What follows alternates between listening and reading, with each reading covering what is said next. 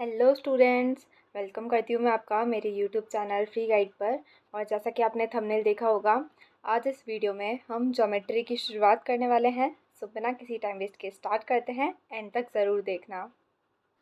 सो ये है हमारा टॉपिक ज्योमेट्री। ज्योमेट्री की शुरुआत किससे होती है? हल्का सा एक पॉइंट बना दें, वही क्या होती है, ज्योमेट्री की शुरुआत वहीं से होती है। तो यहाँ पर मैंने एक पॉइंट बना रखा है, आपको दिख रहा होगा। फिर अगर अपन किसी दो पॉइंट को जोड़ के एक लाइन बना दें, है ना, वो लाइन यहाँ पर भी एक्सटेंड हो रही है, यहाँ भी एक्सटेंड हो रही है। उसको इधर से भी हम कितना भी आगे खींच सकते हैं, इधर से भी कितना ही आगे खींच दो। ठीक है, तो जो दोनों साइड से एक्सटेंड हो सकती है, जिसको हम आगे बढ़ा सकते हैं, वो क्या होती है? हमारी लाइन होती है, रेखा बोल सकते हैं, और पॉइंट यानी बिंदु। उसके बाद अगर अपन ने दोनों साइड से, पहले तो हम खींच रहे थे तो वो क्या थी? लाइन थी। दोनों साइड पे अपन ने पॉइंट लगा दिया, अब हम उसे आगे एक्सटेंड नहीं कर सकते, हमने उसकी एक फ़िक्स लेंथ कर दी। तो फिक्स लेंथ की क्या हो जाती है? हमारी लाइन सेगमेंट। दो बिंदुओं को जोड़ के जो बनाया जाता है वो क्या होता है? Line segment. इधर भी दो बिंदुओं को जोड़ के बना रहे हैं, लेकिन इधर आगे क्या हो रहा है? एक्सटेंड हो रहा है, और इधर एक फ़िक्स लेंथ है। रे क्या होती है? देखो, पहले तो दोनों साइड से एक्सटेंड कर रहे थे तो वो लाइन हो गई। दोनों साइड को फिक्स कर दिया, दोनों मतलब सिरों पे फिक्स कर दिया, पॉइंट फिक्स लेंथ कर दी, तो लाइन सेगमेंट हो गए। अब एक पॉइंट पे फिक्स कर दिया और एक साइड से हम खींचे जा रहे हैं, एक्सटेंड किए जा रहे हैं, बढ़ाए जा रहे हैं, तो वो क्या हो जाती है? रे हो जाती है। ए पॉइंट तो इसका देख सकते हो आप, फिक्स है, और इधर आगे एक्सटेंड करे जा रहे हैं, तो यहाँ पर क्या हो गया? ये बी पॉइंट कितना ही मतलब आगे एक्सटेंड करो तो ये क्या कहलाती है? हमारी रे कहलाती है। ठीक है, आई होप आपको समझ आया होगा जो अभी तक मैंने पढ़ाया है। जिगजैग लाइन क्या होती है? नॉर्मली आपको दिख रहा है इस तरीके से, ऐसे ऐसे जिगजैग लाइन यहाँ पर बना रखी है। पैरेलल लाइंस क्या होती है? ऐसी दो लाइन जिनको कितना भी आगे अगर अपन एक्सटेंड करें तो वो आगे जाके नहीं मिलेगी, नहीं टकराएगी, वो क्या होती है? पैरेलल लाइंस होती है। बचपन से पढ़ते आ रहे हैं, जैसे रेलवे ट्रैक हो गया। अगर आप एक बुक के दो साइड्स को देखोगे, उन दो साइड्स को भी आगे कितने ही एक्सटेंड करो, वो भी पैरेलल लाइंस होगी। अगर वो एक पॉइंट पर मिल जाए तो वो क्या हो जाती है? इंटरसेक्टिंग लाइंस हो जाती है। यहाँ पर ये एक पॉइंट पर मिल रही है, ये रहा वो पॉइंट, है ना, बीच में दो लाइन जो एक पॉइंट पे मिल रही है, तो उसे हम क्या बोलते हैं? इंटरसेक्टिंग लाइंस बोलते हैं। ठीक है। ट्रांसवर्सल लाइन, पैरेलल लाइंस है दो, उसको का आके एक और लाइन कट कर देती है, तो वो क्या हो जाती है? Line transversal. यहाँ पर एम एन जो लाइन है वो है ट्रांसवर्सल लाइन। ठीक है। एक ऐसा जेड वाला शेप यहाँ पर बनता है, तो जेड फॉर्मेशन जहाँ भी होता है उसमें ये ऊपर और नीचे के सिरे पैरेलल होने चाहिए, और ये बीच वाली जो लाइन कहला रही है वो आपकी ट्रांसवर्सल होगी। फिर ऐसी एक बिंदु से बहुत सारी रेखा गुजर रही है, बहुत सारी लाइन गुजर रही है, तो वो क्या हो जाती है? कॉनकरेंट लाइंस हो जाती है। और एक लाइन के ऊपर अगेन दूसरी लाइन ओवरलैप कर जाती है। जैसे एक लाइन बना रखी है, उसी के ऊपर दूसरी लाइन आके ओवरलैप हो गई, तो ये क्या होती है? कोइंसाइड लाइन होती है, कि दोनों बराबर हो जाती है। ठीक है, तो ये कुछ टर्म्स थी, आई होप आपको समझ आई होगी। कर्व नॉर्मली हम पढ़ते ही हैं। कर्व क्या होता है भाई? ये ऐसे कुछ भी उल्टा फुल्टा कैसे भी, सिंपल स्ट्रेट लाइन नहीं है, कुछ कर्व बना रखा है तो वो हमारा कर्व होता है। ये आपको सिंपल कर्व दिख रहा होगा, इसमें हमने क्या बांध दिया? नॉट बांध दी है, तो ये नॉन सिंपल कर्व हो गया। कर्व बनाते बनाते बनाते अपन ने उसको क्लोज कर दिया, तो क्लोज कर्व। ओपन ही रखा तो ओपन कर्व। ठीक है, तो ये इतना। अब क्या आता है? एंगल्स। एंगल क्या होता है? पहले अपन ने रे पढ़ी थी। रे क्या होती है? एक पॉइंट उसका बंद होता है, आगे एक पॉइंट एक्सटेंड हो रहा होता है, वो क्या हो जाती है? रे। तो अगर ऐसी दो रे आपस में एक ही कॉमन पॉइंट से निकल रही हो, तो बीच में क्या बन जाता है? एंगल बन जाता है। जैसे ये तो एक रे हो गई, अगर मैं इसी पे यहाँ पर एक और पॉइंट, ये फिक्स पॉइंट लेकर दूसरी रे निकाल दूँ, तो ये दो रे हो गई जिनका एक कॉमन फिक्स पॉइंट है। तो कॉमन एक फिक्स पॉइंट है, तो इन दो रे के बीच बनने वाला क्या होता है? हमारा एंगल होता है। उसी को हम किससे रिप्रेजेंट करते हैं? थीटा से। तो अलग अलग टाइप के एंगल्स होते हैं, आप पढ़ सकते हैं यहाँ पे। Formed by two rays with a common initial point. Initial point same होता है और आगे एक्सटेंड कर देते हैं। एक्यूट एंगल जो 90 डिग्री से छोटा होता है। राइट एंगल जो 90 डिग्री के बराबर होता है। ऑब्ट्यूस एंगल जो 90 से तो ज़्यादा होता है लेकिन 180 से कम होता है। स्ट्रेट एंगल मतलब ये पूरा एक स्ट्रेट लाइन पर कितना एंगल बनता है, 180 डिग्री, हम जानते ही हैं। रिफ्लेक्स एंगल, रिफ्लेक्स एंगल क्या होता है, हमने यहाँ से ओपन किया, जैसे अगर मैं आपको दो चीज़ बताती हूँ, देखो जैसे ये दो चीज़ें दिख रही है ना, यहाँ पर अगर ये ऐसे रख रखा है तो एक्यूट एंगल, सिंपल। अगर मैंने इसको बराबर कर दिया तो क्या हो गया, 90 डिग्री बन गया। फिर इसी को थोड़ा और एक्सटेंड कर दिया तो क्या हो गया, ऑब्ट्यूस एंगल। फिर इसको और आगे एक्सटेंड कर दिया और एकदम बराबर कर दिया तो क्या हो गया, स्ट्रेट एंगल। एकदम स्ट्रेट लाइन दिख रही है, 180 डिग्री बन रहा है ना। फिर यहाँ से चलते चलते चलते ये यहाँ पर आ गया, इतना घूम गया, है ना। यहाँ से लेकर उठते उठते उठते यहाँ पर आ गया तो ये क्या हो जाता है, हमारा रिफ्लेक्स एंगल हो जाता है। रिफ्लेक्स एंगल कैसे, जो 180 डिग्री से तो बड़ा है लेकिन 360 डिग्री से छोटा है। 180 मतलब ये, इससे ये एंगल बड़ा है और पूरा 360 तो ये पूरा कंप्लीट कर्व कर लेता तो होता 360। अभी ये केवल इतना ही है तो 180 से तो बड़ा लेकिन 360 से छोटा। और कंप्लीट एंगल क्या होता है, जैसे यहाँ से शुरू हुआ, डिंग डिंग डिंग डिंग डिंग चलता गया और यहाँ पर आकर इसने कंप्लीट कर दिया तो ये पूरा क्या हो जाता है, कंप्लीट सर्कल हो जाता है। Got it. तो ये था हमारा कंप्लीट सर्कल के बारे में, सॉरी सर्कल क्या, कंप्लीट एंगल हो जाता है, ठीक है। कंप्लीट एंगल, ये रिफ्लेक्स एंगल, गॉट इट। अब दो आते हैं कॉम्प्लीमेंट्री और सप्लीमेंट्री एंगल। ये क्या होते हैं भाई, कॉम्प्लीमेंट्री एंगल ऐसे एंगल होते हैं कि दो एंगल का सम बराबर 90 डिग्री। सप्लीमेंट्री एंगल दो ऐसे एंगल जिनका आपस में सम कितना होता है, 180 डिग्री होता है। तो ये तो 90 डिग्री, ये 180 डिग्री, ठीक है। वापस एक्यूट एंगल 90 डिग्री से छोटे हैं, राइट एंगल 90 डिग्री के बराबर, ऑब्ट्यूस एंगल 90 डिग्री से ज़्यादा एंगल, ठीक है, पर 180 से कम ऑब्ट्यूस में। स्ट्रेट एंगल, स्ट्रेट एंगल कितना होता है, जैसे ये, तो इसमें क्या हो गया, 180 डिग्री और फिर एक्सटेंड होते होते वो और बड़ा बन गया, ठीक है। ये तो 180 था, फिर थोड़ा और एक्सटेंड हो गया तो ये पूरा एंगल यहाँ से लेके यहाँ तक कितना बन रहा है, रिफ्लेक्स एंगल, 180 से ज़्यादा, 360 से कम। फिर पूरा घूमते घूमते घूमते वहीं पर आ गया वापस, तो 360 डिग्री कंप्लीट एंगल। दो ऐसे एंगल जिनका सम 90 डिग्री हो, कॉम्प्लीमेंट्री। दो ऐसे एंगल जिनका सम 180 डिग्री हो, सप्लीमेंट्री एंगल, ठीक है। इसी पर एक क्वेश्चन कर लो आप तो थोड़ा मेरे को आइडिया हो जाएगा।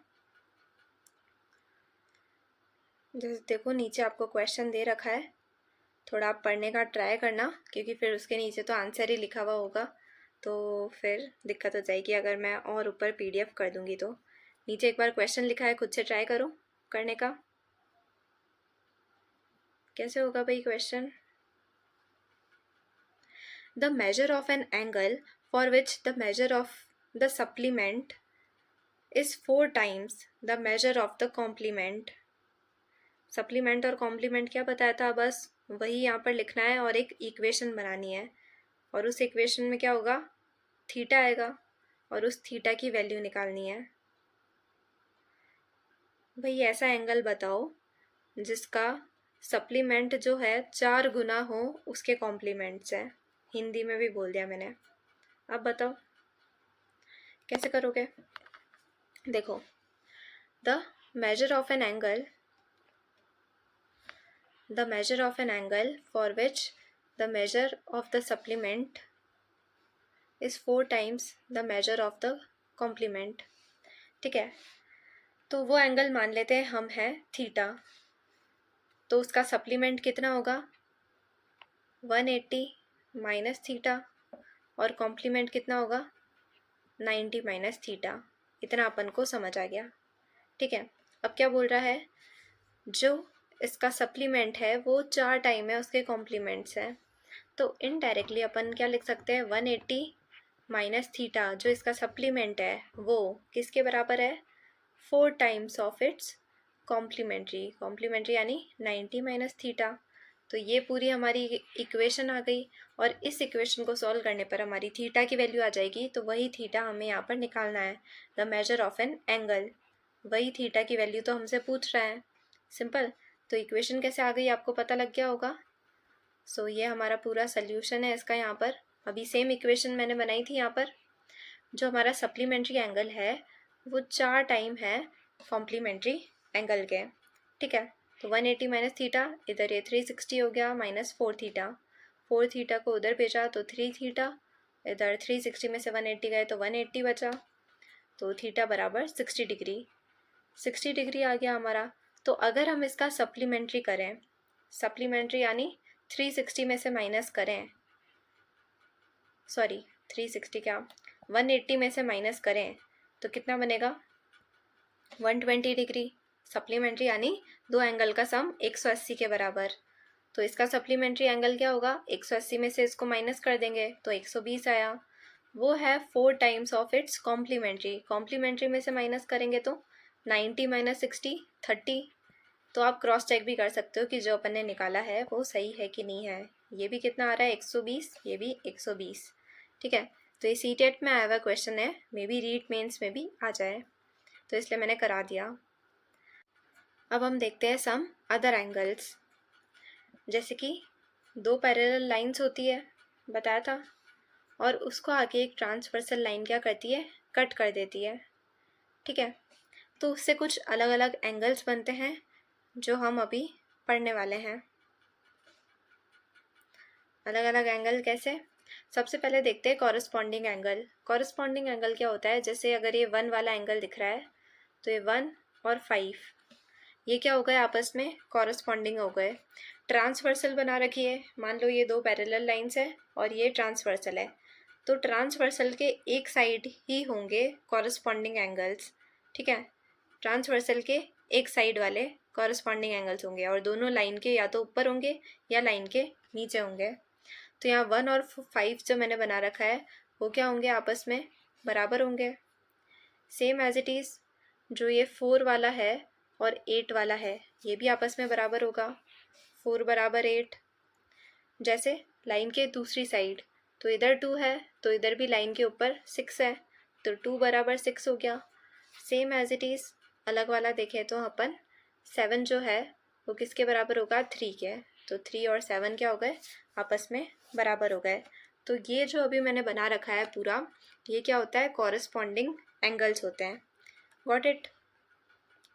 उसके बाद अगर अपन देखें वर्टिकली अपोजिट एंगल्स क्या होते हैं, जैसे एक ट्रांसवर्सल के एक साइड है, लेफ्ट साइड है, तो एक ट्रांसवर्सल के राइट साइड होगा और अपोजिट होगा। ये लाइन के ऊपर है तो ये लाइन के नीचे होगा, ठीक है। तो आमने सामने वाले क्या हो गए, कॉरस्पॉन्डिंग एंगल हो गए। 2 बराबर 4, इधर 1 3 बराबर होंगे, सिंपल। वैसे ही अगर मैं देखूँ तो ये 6 और 8 बराबर होंगे, और ऐसे ही अगर मैं देखूँ तो 7 और 5 बराबर होंगे। Got it. तो ये क्या हो गया हमारा वर्टिकली अपोजिट एंगल, अपोजिट वाले एंगल बराबर होंगे। उसके बाद अगर अपन देखें तो अल्टरनेट एंगल्स क्या होता है, एक तो होते हैं अल्टरनेट इंटीरियर एंगल, एक होते हैं अल्टरनेट एक्सटीरियर एंगल। ये वाले जो हैं ज़्यादा इंपॉर्टेंट है, अच्छे से पढ़ना। अल्टरनेट एंगल्स, एक तो अपन पहले पढ़ते हैं इंटीरियर एंगल्स। जैसे एक इधर है ट्रांसवर्सल के नीचे, सॉरी ट्रांसवर्सल के राइट साइड में है, तो एक ट्रांसवर्सल के उधर लेफ्ट साइड में होगा और दोनों इंटीरियर वाले होंगे। तो 4 और 6 क्या होंगे, आपस में बराबर हो जाएंगे। वैसे ही 3 और 5 वाले क्या होंगे, आपस में बराबर हो जाएंगे। ये क्या हो गए, अल्टरनेट इंटीरियर एंगल्स। वैसे ही अगर एक्सटीरियर की बात की जाए तो 2 किसके बराबर होगा, 8 के, तो यहाँ 8 के बराबर हो गया। 7 जो है वो किसके बराबर होगा, 1 के। तो 1 और 7 आपस में क्या हो गए, बराबर हो गए, due to alternate exterior angles, ठीक है। सो आई होप आपको corresponding vertically opposite angle, alternate angles समझ आए होंगे। और इन तीनों को मिला के मोटा मोटा देखा जाए तो 1537 क्या है, आपस में बराबर ही है। कैसे हैं अभी देखते हैं। देखो 1537 बराबर है, ये 1 है, वो का वही 5 होगा, किस हिसाब से, कॉरस्पॉन्डिंग एंगल। फिर लिखा है हमने 3 के बराबर, 1 जो है वो 3 के भी बराबर है due to vertically opposite angle. फिर उसके बाद मैंने लिखा है कि जो ये 3 है या फिर जो 1 है वो इस 7 के भी बराबर है। किस हिसाब से बराबर है, मैंने कैसे लिखा है, अल्टरनेट एक्सटीरियर एंगल बोल सकते हो, 1 बराबर 7, या फिर 1 अगर 3 के बराबर है और ये 3 जो है वो भी तो 7 के बराबर होगा due to again corresponding angles. ठीक है, तो मोटा मोटा देखा जाए 1, 3 और 5 और 7 आपस में क्या होंगे, बराबर ही होंगे। सेम एज इट इज देखा जाए तो 2, 6, 4, 8 आपस में चारों एंगल बराबर होंगे। 2 और 4 वर्टिकली अपोजिट, इधर 4 और 6 अल्टरनेट इंटीरियर एंगल्स, और इधर 6 और 8 अगेन वर्टिकली अपोजिट। तो ये चारों आपस में क्या हो गए, बराबर हो जाएंगे। सिंपल। आई होप आपको अच्छे से समझ अब आया होगा। One more thing to remember is that, एक और चीज़ हमें क्या पता लगेगी भाई इससे, देखो जो सम ऑफ इंटीरियर एंगल्स है on the same side of transversal is 180 degree. ये जो हमने ट्रांसवर्सल बना रखी है, इस ट्रांसवर्सल के सेम साइड वाले एंगल और दोनों इंटीरियर, इन दोनों का सम आपस में क्या होगा, 4 और 5 का सम क्या होगा आपस में 180 डिग्री के बराबर होगा। ठीक है, एंगल 4 प्लस एंगल 5 कितना होगा, 180 डिग्री। वैसे ही अगर उधर देखा जाए तो 3 और 6 आपस में क्या होंगे, 180 डिग्री होंगे। सिंपल, ये चीज़ आपको ध्यान में रखनी है कि sum of interior angles on the same side of transversal is 180 degree. Got it. अब अपन देखते हैं ट्राइंगल और उसकी कुछ प्रॉपर्टीज़। ट्राइंगल क्या होता है भाई, 3 साइड से, 3 लाइन सेगमेंट से बना हुआ होता है और उसकी 3 साइड्स होती है और 3 एंगल्स होते हैं। ठीक है, इतनी बात अपन जानते ही हैं, इसमें कोई दिक्कत नहीं। तो figure enclosed bye 3 lines called triangle, इसके तीनों एंगल का सम क्या होता है, 180 डिग्री के बराबर होता है। ये कौन सी प्रॉपर्टी होती है, एंगल सम प्रॉपर्टी, है ना। क्या होती है ये, angle sum property, angle sum property. Got it. उसके बाद टाइप्स ऑफ एंगल्स, एंगल्स कितने प्रकार के होते हैं, सॉरी टाइप्स ऑफ ट्राइंगल्स, मैंने यहाँ गलत लिख दिया था तो यहाँ ट्राइंगल्स लिख रखा है। ट्राइंगल्स एक तो बेस्ड ऑन साइड्स और एक बेस्ड ऑन एंगल्स, एक तो इक्विलेटरल, एक स्केलन ट्राइंगल और एक आइसोसेलेस ट्राइंगल। ये अपन ने उसमें भी पढ़ा था, जब मेंसुरेशन पढ़ा था उसका अपन ने पेरीमीटर और एरिया निकाला था। सेम एज इट इज़ यहाँ पर भी ट्राइंगल वाले टॉपिक में आ गया, क्योंकि ज्योमेट्री में ट्राइंगल अपन पढ़ते ही हैं। तो इसका पेरीमीटर तीनों साइड बराबर है, इक्विलेटरल ट्राइंगल की तीनों साइड बराबर, और हर एक एंगल कितना होता है, 60 डिग्री होता है। क्योंकि आप इसमें रख के देखोगे तीनों angle A angle A angle है, तो 3 एंगल ए बराबर 180, तो एंगल ए बराबर 60। ठीक है, तो हर एक एंगल इसमें क्या होता है, 60-60 डिग्री का होता है। स्केलन ट्राइंगल जिसमें एक भी साइड बराबर नहीं होती, तीनों अलग अलग होती है। आइसोसेलेस ट्राइंगल जिसमें 2 साइड बराबर होती है, तीसरी साइड जो होती है वो अलग हो जाती है। तो याद रखना 2 साइड बराबर है तो इनके सामने वाले जो एंगल है वो भी बराबर होंगे। इस साइड से बनने वाला एंगल ये रहा और इस साइड से बनने वाला एंगल ये रहा, तो दोनों आपस में क्या होंगे, बराबर होंगे। बेस्ड ऑन एंगल्स, एंगल्स पे बेस्ड कितने ट्राइंगल होते हैं, एक तो राइट, एक ऑब्ट्यूस, एक एक्यूट। राइट ट्राइंगल मतलब जिसमें एक कोण 90 डिग्री का हो कंपलसरी है। ऑब्ट्यूस जिसमें एक कोण जो है वो 100 मतलब 90 डिग्री से ज़्यादा हो। एक्यूट उसमें सारे एंगल जो है 90 डिग्री से कम हो। ठीक है, तो ये हमारे कुछ ट्राइंगल के प्रकार थे, और ये कुछ छोटी छोटी चीज़ें हैं जो आपके कैलकुलेशन को आसान कर सकती है। एक तो एक ट्राइंगल है, उस ट्राइंगल के अंदर हमने क्या कर रखा है, एक सर्कल को इनसाइड कर रखा है कि वो उसकी पूरी साइड्स को टच करते हुए एक सर्कल बन रहा है ट्राइंगल के अंदर। ठीक है, तो यहाँ पर क्या होगा, ओ डी, ओ ई, ओ एफ बराबर होंगे। क्यों बराबर होंगे बताओ। यहाँ पर ये जो ओ डी बन रहा है, ओ ई बन रहा है और ओ एफ बन रहा है, ये आपस में बराबर क्यों हो रहे हैं भाई? क्योंकि इसके अंदर अगर ये सर्कल है तो ये सर्कल की क्या हो गई, तीनों रेडियस हो गई, और रेडियस क्या होती है, सर्कल की बराबर होती है। तो ये तीनों लाइंस भी क्या होंगी, आपस में बराबर हो जाएंगी। फिर इसमें एक और चीज़ क्या ध्यान रखने की है, देखो angle B O C equals to 90 degree plus angle A upon 2। ये जो एंगल बी ओ सी है, ठीक है, ये वाला जो एंगल है वो क्या होगा, 90 प्लस एंगल ए का आधा कर दो और उसमें 90 डिग्री ऐड कर दो, इसके बराबर होगा।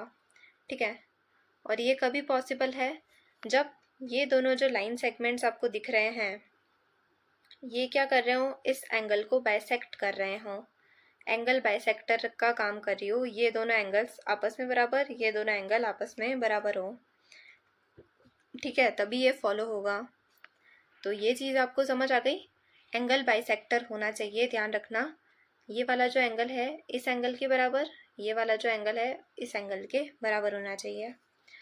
इधर तो अपन ने ट्राइंगल के अंदर एक सर्कल को डाला, लेकिन इधर क्या कर रहे हैं, अब अपन एक सर्कल के अंदर अपन एक ट्राइंगल को इनसाइड में प्रवेश करा रहे हैं। करा दिया प्रवेश, तो यहाँ पर ये जो दो लाइन आपको दिख रही है, यहाँ ये बनने वाला एंगल, इस एंगल का कितना होगा, आधा होगा। यहाँ जो ये एंगल बन रहा है वो इसका क्या होगा, आधा होगा, सॉरी इसका क्या होगा, डबल होगा। और ये वाला जो एंगल है ऊपर, ये इसका आधा होगा। एंगल क्यू ओ आर बराबर 2 एंगल पी। तो ये क्यू ओ आर जो एंगल है ये वाला, ये डबल होगा किसका, इस एंगल पी का। अगर एंगल पी 30 डिग्री है तो ये कितना हो जाएगा, 60, जस्ट डबल। Got it. और इसमें ये कब पॉसिबल है, जब ये जो तीनों लाइन सेगमेंट आपको दे रखे हैं, ये तीनों लाइन सेगमेंट जब ट्राइंगल पे 90 डिग्री बना रहे हों, जब एक ट्राइंगल पे 90 डिग्री बना रहे हो, ये तभी पॉसिबल है। और नॉर्मल हमने सर्कल वाले केस में भी पढ़ा है, एक सर्कल में जब बीच में ये सेंटर जो होता है, यहाँ से हम एक सेक्टर बनाते हैं। ठीक है, तो ये बीच में एक एंगल बनता है और इन्हीं दो लाइन से, इन्हीं दो बिंदु से पीछे जाके जब कोई एंगल बनता है तो वो हमेशा इधर वाले एंगल का क्या होता है, आधा हो जाता है।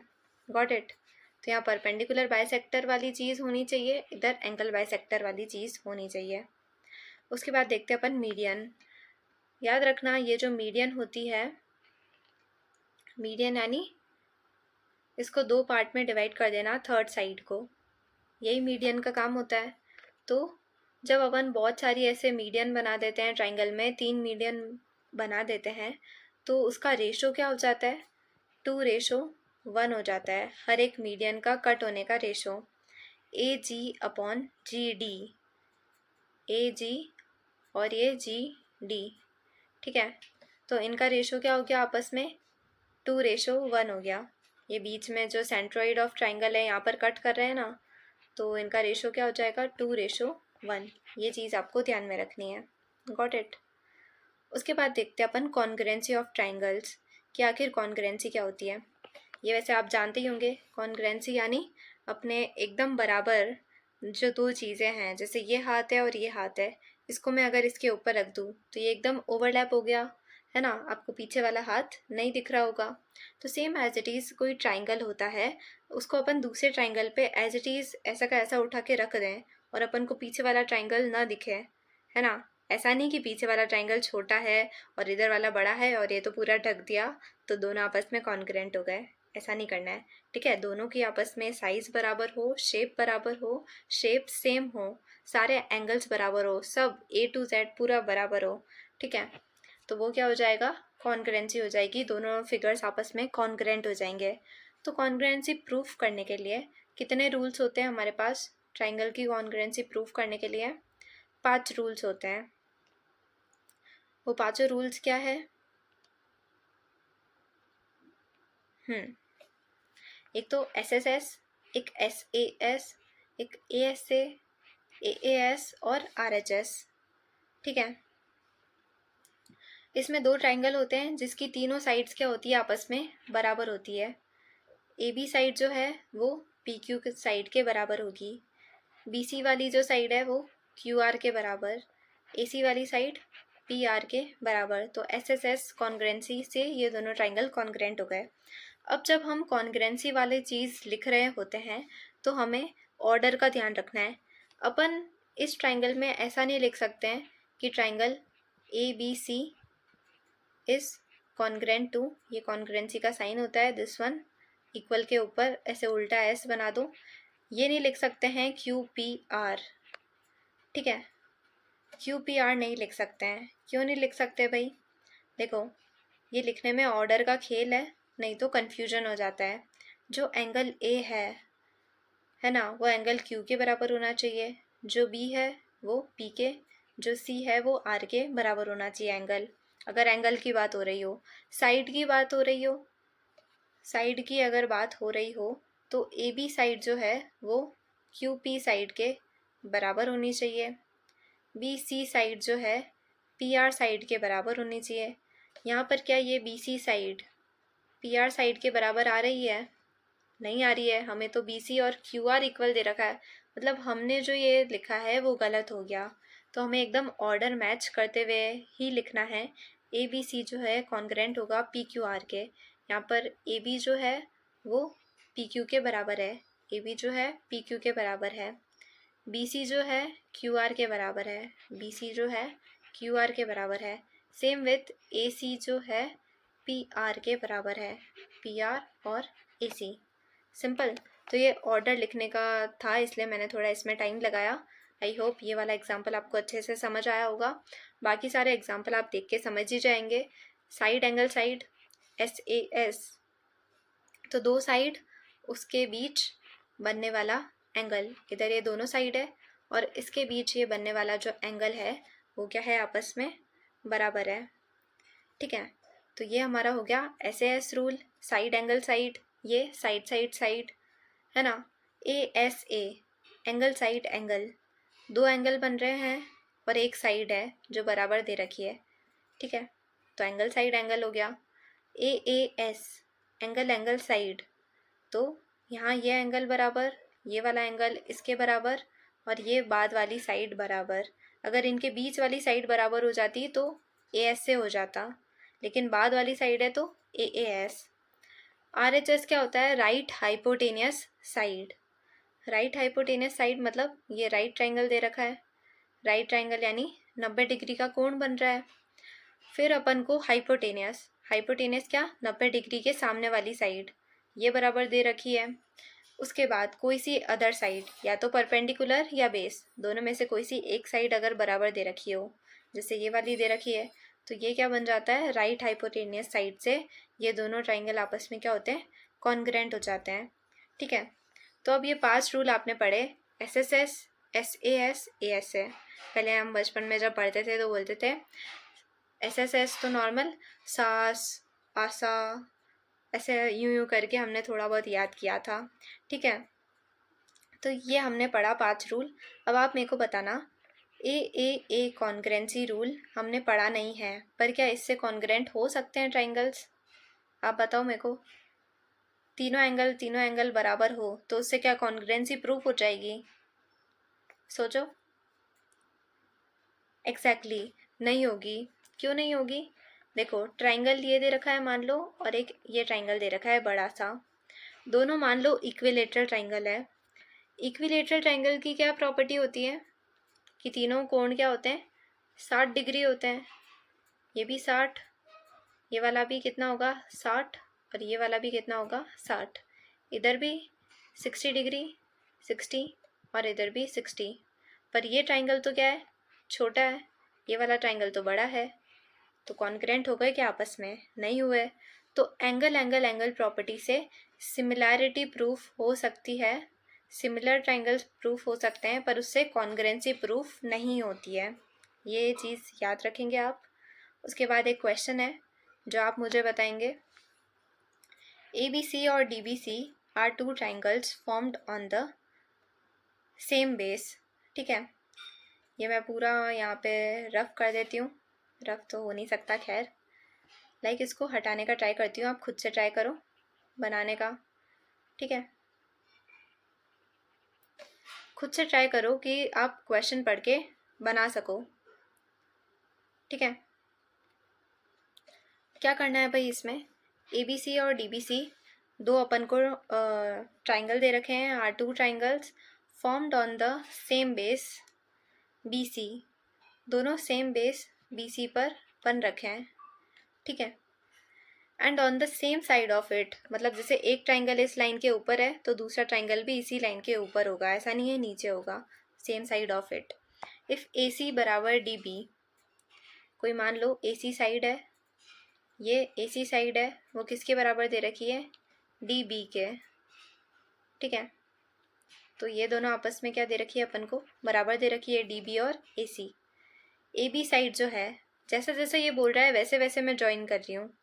AB साइड जो है वो किसके बराबर दे रखी है, DC के, ये DC वाली साइड हो गई। ये थोड़ा मैंने कर्व बना दिया है, इनो, पर समझ जाना। ठीक है, ट्राइंगल है तो ये दो साइड आपस में बराबर, ये दो साइड आपस में बराबर दे रखी है। Then which of the following is correct. अब आपको साफ पता लग रहा है ये इसके बराबर, ये इसके बराबर, और एक कॉमन बेस है BC जो कॉमन साइड हो गई। तो ये तीनों SSS कॉन्ग्रेंसी से कॉन्ग्रेंट प्रूफ हो रहे हैं। पर ये बोल रहा है कौन सा वाला कॉन्ग्रेंट है ये बताओ, तो ऑर्डर का खेल आ गया यहाँ पर, है ना। तो अपन क्या लिखेंगे, ट्राइंगल ABC किसके कॉन्ग्रेंट होगा, ABC, है ना। AB साइड पहले ली अपन ने, ये किसके बराबर है, इस वाली साइड के, DC के।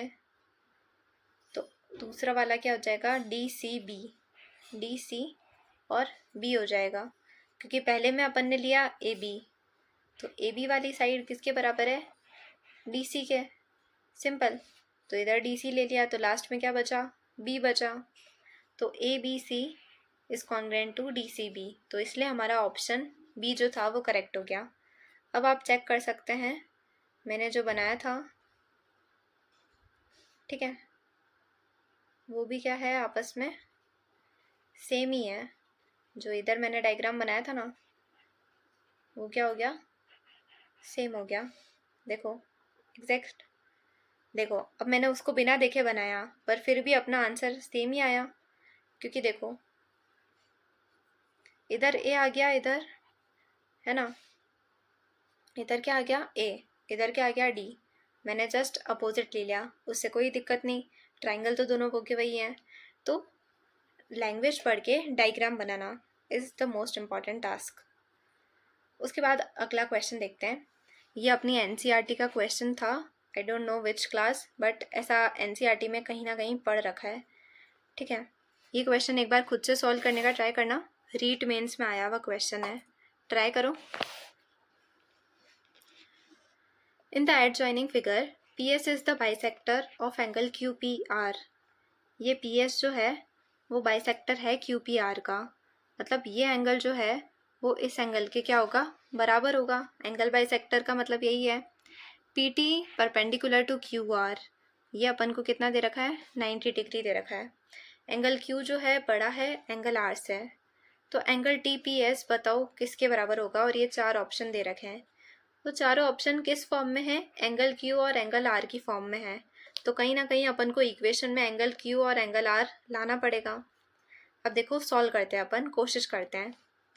इस वाले एंगल को मान लो 1, इस वाले एंगल को मान लो 2, ठीक है, इस वाले एंगल को मान लो 3, ठीक है, ताकि अपन बार बार उसको ऐसा नहीं लिखें एंगल RPT, एंगल TPS, तो बार बार वो लिखने से क्या होता है, कन्फ्यूजन क्रिएट हो जाता है। इससे अच्छा अपन ने क्या किया, 1 2 3 नंबर दे दिया, और यहाँ पर तो कोई दिक्कत है ही नहीं, R और Q अपन नॉर्मल लिख सकते हैं, एंगल R और एंगल Q, इस तरीके से। ठीक है, अब अपन सॉल्व करते हैं। पहले तो देखो अपन ने 1 2 3 लिखा है, इसकी कोई इक्वेशन बन रही है क्या, एंगल 1 प्लस एंगल 2 बराबर एंगल 3। क्या मैं ऐसा लिख सकती हूँ?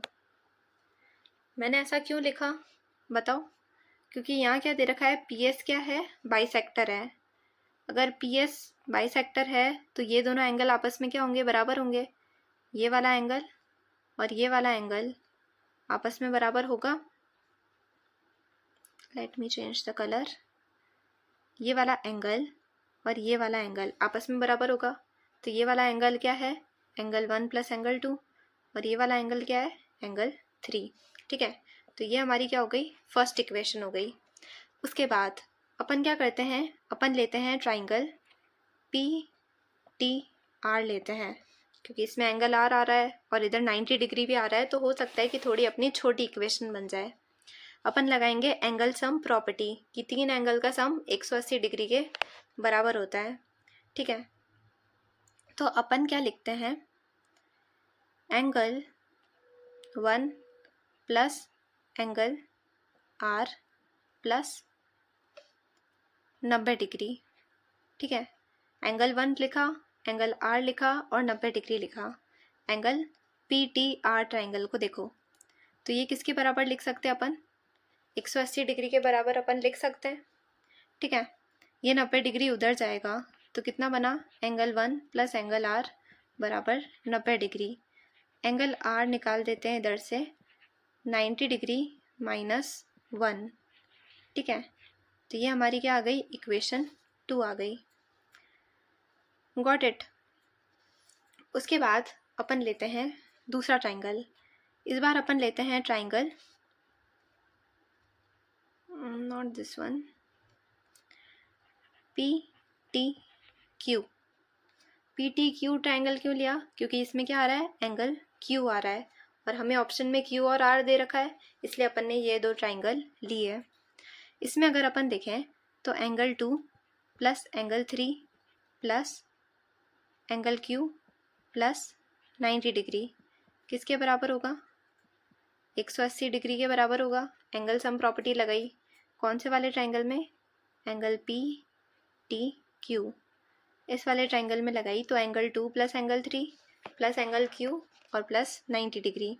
ये 90 उधर जाएगा तो क्या हो जाएगा, हम इधर केवल रखते हैं एंगल Q बराबर 90 माइनस एंगल 2 प्लस एंगल 3, ऐसा रख सकते हैं क्योंकि अपन ने 2 प्लस 3 को उधर भेज दिया है।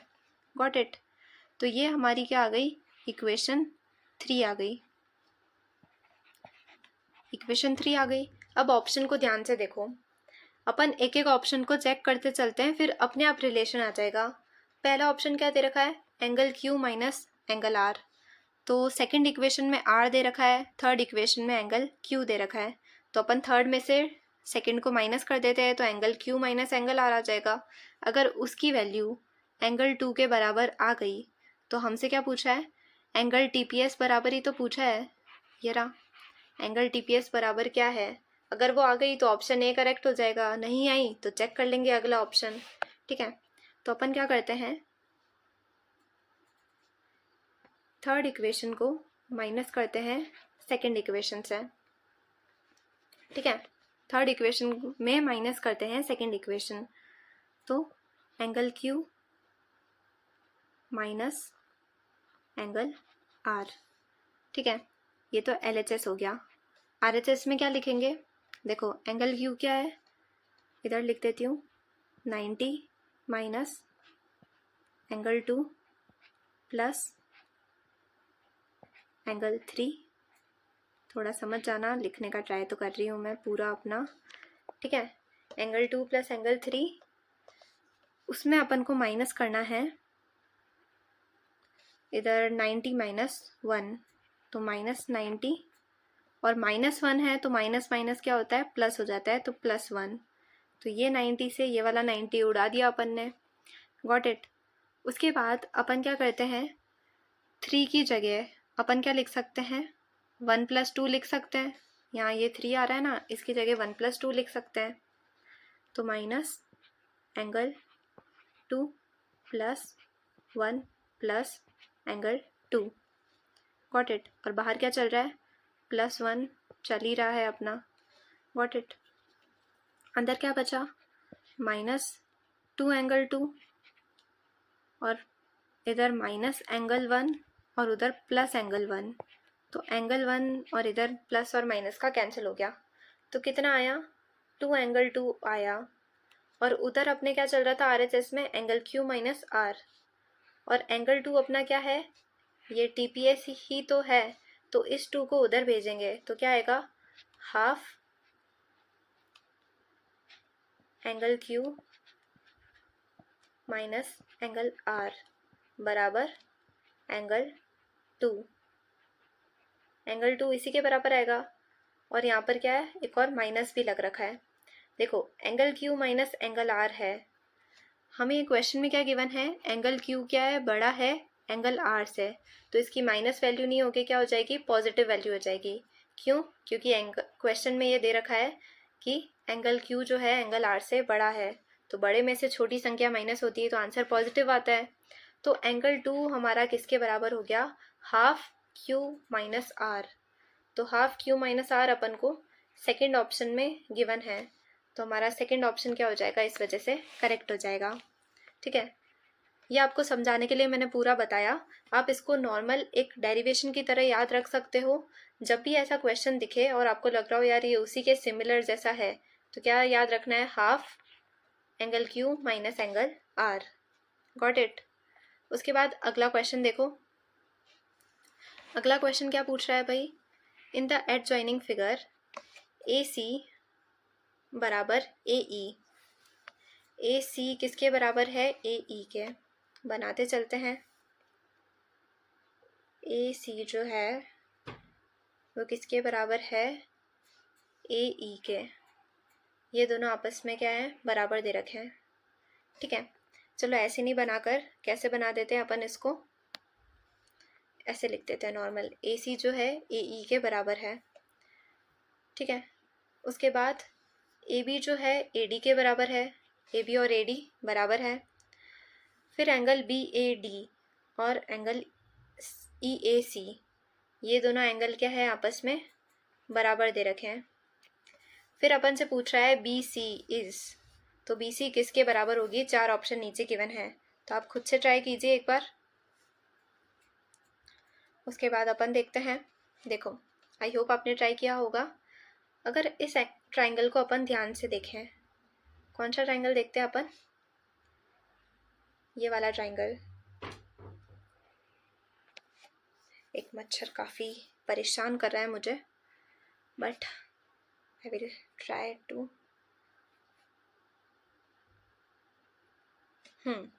ये वाला ट्राइंगल अपन ने क्यों लिया, क्योंकि अपन से क्वेश्चन में क्या पूछ रखा है, BC ट्राइंगल, मतलब BC साइड पूछ रखी है, और BC साइड कौन से ट्राइंगल में आ रही है, ABC वाले में ही आ रही है ना।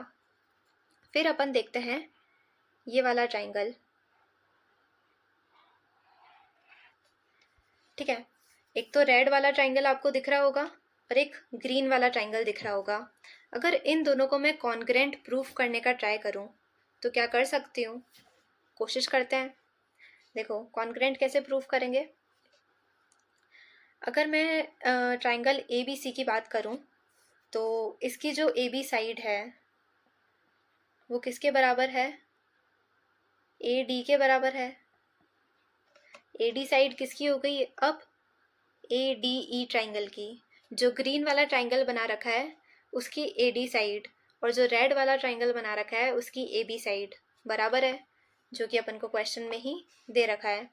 उसके बाद जो रेड वाला ट्राइंगल बना रखा है उसे गौर से देखो, उसमें जो AC साइड है वो ग्रीन वाले ट्राइंगल के कौन सी साइड के बराबर है, AE साइड के बराबर है। ठीक है, ये चीज़ हमें दे रखी है। उसके बाद ध्यान से देखना, अगर एंगल BAD और एंगल EAC बराबर है तो अगर इनमें मैं कोई एक रैंडम नंबर कोई भी ऐड करूं तो वो भी आपस में बराबर होगा। मान लो मैंने लिखा है 5 बराबर 5, अब इसमें मैं 2 ऐड करूं, इधर भी ऐड करूं उधर भी ऐड करूं, तो 7 बराबर 7 ही होगा, है ना, कोई चेंज थोड़ी होने वाला। तो अगर इस वाले एंगल में मैं ये छोटा सा एंगल ऐड कर दूं और सेम इस वाले एंगल में मैं ये छोटा सा एंगल ऐड कर दूं तो भी आपस में बराबर ही होगा। ये एंगल सेम हो जाएगा दोनों में, है ना। तो अपन क्या लिख सकते हैं, एंगल BAC किसके बराबर लिख सकते हैं अपन, BAC एंगल को EAD एंगल के बराबर लिख सकते हैं, एंगल EAD इसके बराबर लिख सकते हैं, क्योंकि इसमें अपन ने क्या किया, ये एक कॉमन एंगल ऐड कर दिया। तो बाय कॉन्करेंसी रूल SAS ये दोनों ट्राइंगल आपस में क्या हो गए, कॉन्करेंट हो गए। कॉन्करेंट होने से क्या हुआ, ये जो हमारी BC साइड है, ये BC साइड दिख रही है, वो किसके बराबर हो गई, DE के बराबर हो गई, है ना। कुछ ज़्यादा ही रगीटे मार दिए मैंने, ठीक है, कॉपरेट करना, समझ लेना। BC साइड जो है वो DE साइड के बराबर हो गई। हमसे क्वेश्चन में क्या पूछा, BC साइड, तो ऑप्शन C DE के बराबर हो गई वो, ठीक है। आई होप आपको समझ आया होगा। आज की ये वीडियो अच्छी लगी होगी। अगर अच्छी लगी है तो अपने ज़्यादा से ज़्यादा फ्रेंड्स को शेयर करना।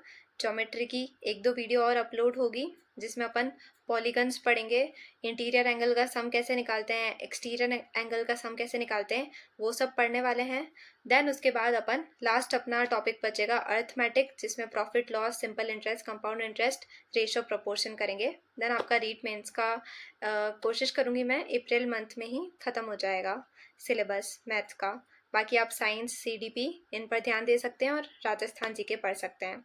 तो तब तक के लिए thank you so much. Please like, share and subscribe.